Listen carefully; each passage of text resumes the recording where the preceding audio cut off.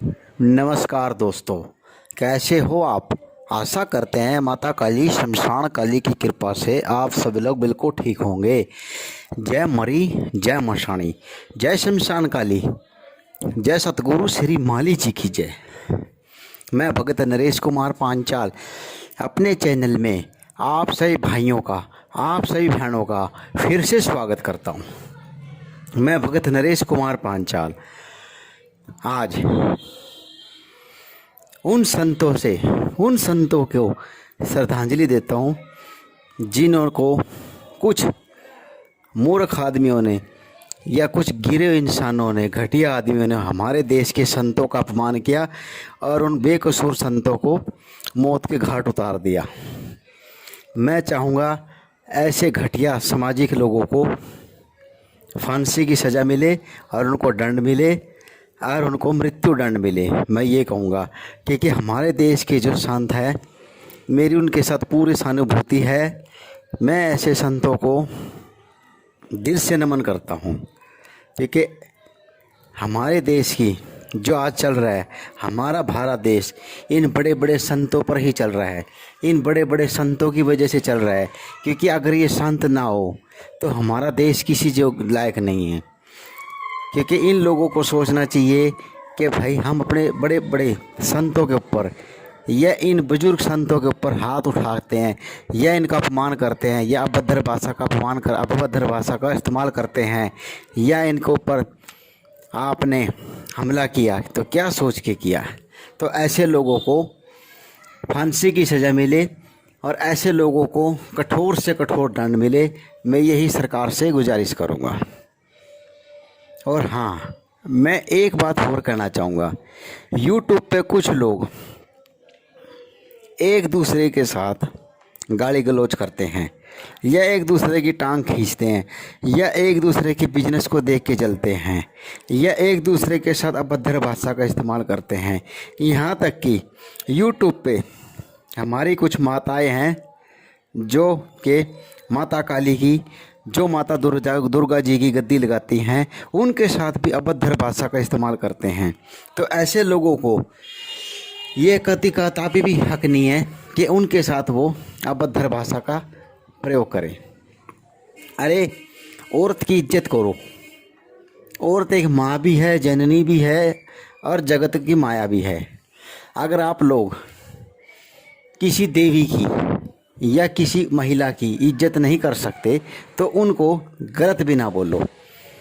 मैंने यूट्यूब के अंदर ऐसे बहुत से भगत देखे हैं जो यूट्यूब पे बड़ी गंदी गंदी गाली गलौज करते हैं, बड़ी अभद्र भाषा का इस्तेमाल करते हैं, बड़ा गाली गलौज करते हैं एक दूसरे के साथ, बड़ी गलत बातें बोलते हैं।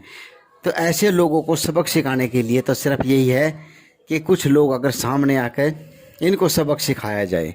अरे ऐसे लोगों को शर्म आनी चाहिए जो यूट्यूब पे अभद्र भाषा का इस्तेमाल करते हैं, अपने आप को दिखाते हैं कि हम कितने लायक हैं, कितने संत हैं, कितने महंत हैं और कितने समझदार हैं।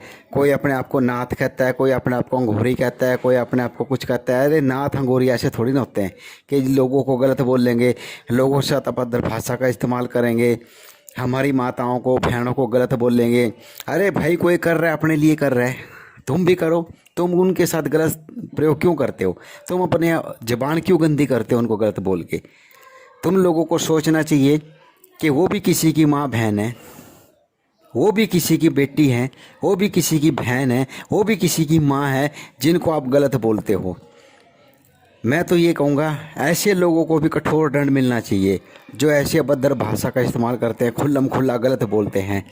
अरे ये ज़बान ही तो है आदमी को मीठा बनाती है, यही ज़बान ही आदमी को कड़वा बनाती है। इसी ज़बान से आप चाहे तो पूरे संसार को अपने कदमों में झुका सकते हो, इस ज़बान के ज़रिए। और इसी ज़ुबान के ज़रिए पूरे संसार को अपना दुश्मन बना सकते हो। तो ऐसा कर्म करने से क्या मिलेगा तुमको? नीच कर्म करोगे तो नीच ही मिलेगा ना। तो मैं ऐसे लोगों का विरोध करता हूँ।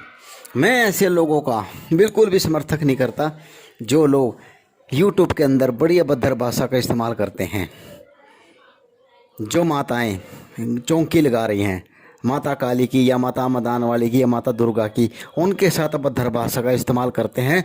मैं ऐसे लोगों का बिल्कुल भी समर्थक नहीं करता, बल्कि मैं कहूँगा ऐसे लोगों को दंड दिया जाए जो कि महिलाओं को गलत बोलते हैं या महिलाओं को गाली गलौज करते हैं या उनके बारे में गलत टिप्पणी करते हैं। मैं ऐसे लोगों का बिल्कुल भी समर्थक नहीं करता। ऐसे लोगों को तो दंड देना ही चाहिए, क्योंकि मेरे पास फ़ोन आते हैं, बताते हैं कुछ लोग मेरे से फ़ोन करके बोलते हैं कि गुरुजी बहुत से लोग यूट्यूब पे हैं जो गाली गलौज करते हैं, बात बात पे गाली देते हैं, बात बात में गलत भाषा का इस्तेमाल करते हैं, तो इनको यूट्यूब पे चैनल बनाने किसी ने दिया? तो क्या इनका कोई हल नहीं है?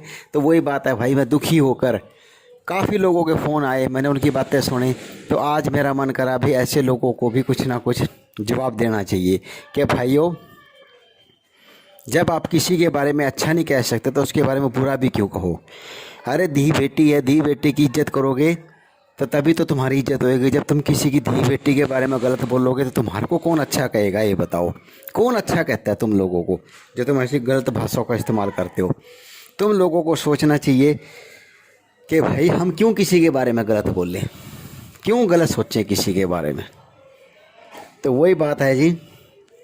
तो मैं तो ऐसे लोगों को यही कहूँगा, ऐसे लोगों को बस भगवान कभी माफ़ नहीं करेगा जो माताओं बहनों को अभद्र भाषा का इस्तेमाल करते हैं, जो हमारी माताओं को गलत भाषा बोलते हैं या उनके ऊपर गलत टिप्पणी लेते हैं। मैं ऐसे लोगों को तो सिर्फ यही कहूँगा कि वो भगवान की नज़रों में गिर चुके हैं। अरे जिसकी आप पूजा कर रहे हो, जिस भद्रकाली की आप पूजा कर रहे हो, जिस महाकाली को आप पूजते हो, जिस मैदान वाली को आप पूजते हो, तो क्या वो माँ नहीं है? वो देवी नहीं है? तो आप उसको गाली दो ना, उसको गाली दे के देखो, पता लग जाएगा आप लोगों को। उसको गलत कह के देखो, पता लगेगा आपको। अरे जिसकी तुम पूजा कर रहे हो उसी को गाली दे रहे हो। अरे एक महिला को गाली दे दी, समझो महाकाली को गाली दे दी। शर्म आनी चाहिए इन लोगों को। मैं तो यही कहूँगा अभी इन लोगों को दंड मिलना ही चाहिए। और मेरी श्रद्धांजलि है उनके साथ, उन संतों के साथ मेरी बहुत सहानुभूति है जिन संतों को, बेचारों को, बेकसूरों को मौत के घाट उतार दिया गया। उन संतों की आत्मा को शांति मिले और स्वर्ग की प्राप्ति हो। और जिन्होंने उनके साथ ऐसा नीच काम किया है उनको कठोर से कठोर दंड मिले और उनको सज़ा मिले। मैं तो यही कहूँगा। भारत सरकार से मेरी ये अपील है कि ऐसे लोगों को छोड़ा ना जाए, ऐसे लोगों को दंड दिया जाए और ऐसे लोगों को भी मौत के घाट उतारा जाए, क्योंकि ये हमारे संत के ऊपर जिन्होंने हाथ उठाया है, हमारे संतों के जिन्होंने अपमान किया है, जिन्होंने हमारे संतों को चोट पहुंचाई है, मैं तो ये चाहूँगा कि इनको भी मौत के घाट उतारा जाए और इनको भी फांसी की सज़ा दी जाए, क्योंकि ये लोग जीने के लायक नहीं है जिन्होंने हमारे इतने महान संतों के ऊपर हाथ उठाया।